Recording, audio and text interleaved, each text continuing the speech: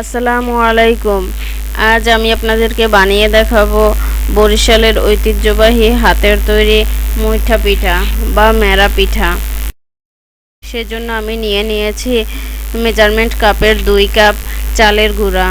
চালের গুঁড়াতে সামান্য পরিমাণ পানি দিয়ে মেখে নিতে হবে। যেহেতু চালের গুঁড়াগুলো শুকনা, সেজন্য মেখে নিতে হবে।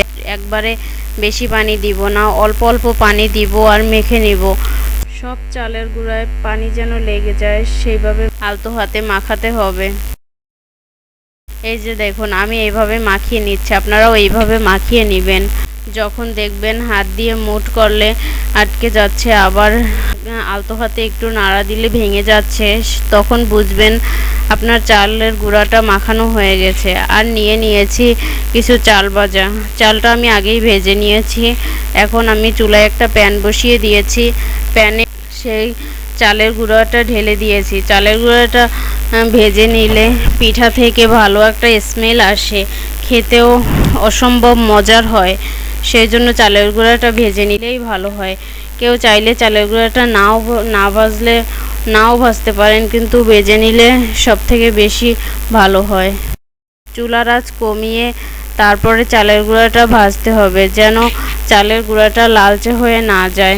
যখন দেখবেন চালের গুঁড়াটা একদম ঝরঝরে হয়েছে, সেই পর্যায়ে বোঝা যাবে যে চালের গুঁড়াটা হয়ে গেছে। আমার কিন্তু এখন হয়ে গেছে, চালের গুঁড়াটা ভাজতে হবে না। এই যে দেখুন, আপনারা দেখেই তো বুঝতে পারছেন চালের গুঁড়াটা কতটা ঝরঝরে হয়েছে। এইরকম ঝরঝরে করে ভেজে নিতে হবে। সেই ভেজে রাখা চালটা গুঁড়া করে নিয়েছি, সেটাও ঢেলে দিলাম। এখন দিয়ে দিলাম পরিমাণ মতো লবণ, দিয়ে চালের গুঁড়ার সাথে চাল ভাজার গুঁড়াটা ভালো করে মেখে নিব, যেন সবটা একত্র হয়ে যায়।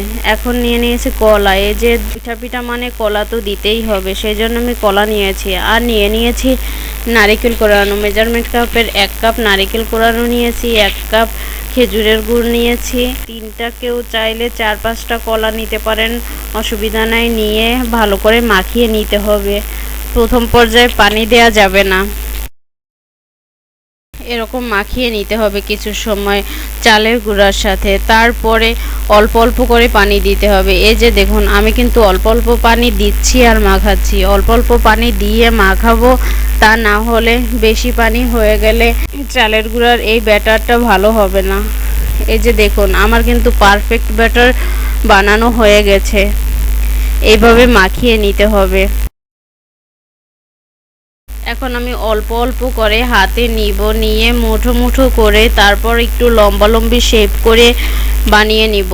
কেউ চাইলে গোল গোল শেপ করেও বানাতে পারেন, কেউ চাইলে হাতের মুঠের সাহায্যে, যেহেতু বানানো হচ্ছে মুইঠা পিঠা, সেরকম বানাতে পারেন হাতের মুঠো করে। আমি একটু লম্বালম্বি করেই বানাচ্ছি, যেহেতু আমার কাছে মনে হচ্ছে এরকমই ভালো লাগতেছে, তাই আমি এরকম বানিয়ে নিয়েছি। এই পিঠাটা কিন্তু খেতে অসম্ভব মজার।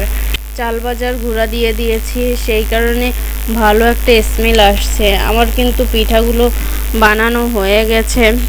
দেখুন, আমি কিন্তু 2 শেপে পিঠাটি বানিয়ে নিয়েছি। যার যেরকম ভালো লাগে সে সেই রকম বানিয়ে নেবেন।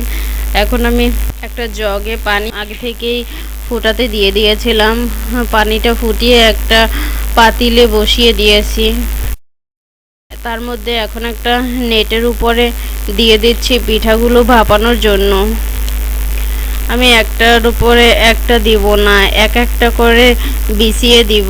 অল্প অল্প করে দিব আর অল্প অল্প করে ভাপিয়ে নিব। 10 মিনিট করে ভাপালেই হবে, এর থেকে বেশি সময় ভাপিয়ে নেওয়ার দরকার নেই। 10 মিনিটের মধ্যেই পিঠাগুলো সিদ্ধ হয়ে যাবে। এই 10 মিনিট পর ফিরে এলাম, ঢাকনা খুলে নিয়েছি। এখন পিঠাগুলো কিন্তু আমার সেদ্ধ হয়ে গিয়েছে। এই যে দেখুন, পিঠাগুলো কিন্তু অসম্ভব সুন্দর হয়েছে। আমি কিন্তু সব পিঠাগুলো একইভাবে ভাপিয়ে নিয়েছি। একটা পিঠাও কিন্তু ভাঙেনি, অথবা একটার গায়ে একটা লেগে যায়নি। দেখছেন, পিঠাটা কিন্তু অসম্ভব সুন্দর হয়েছে, অনেক লোভনীয় হয়েছে। এই রকমের পিঠা আপনারাও বাড়িতে বানাবেন, বানিয়ে খেয়ে দেখবেন। যে কোনো সময় এই পিঠা বানানো যায়, শীত হোক আর গরমই হোক, যে কোনো সময় বানিয়ে খাবেন। খেয়ে আমাকে কমেন্ট করে জানাবেন কেমন লাগছে। যদি ভালো লাগে তাহলে আমার চ্যানেলটি সাবস্ক্রাইব করে দিবেন। আল্লাহ হাফেজ।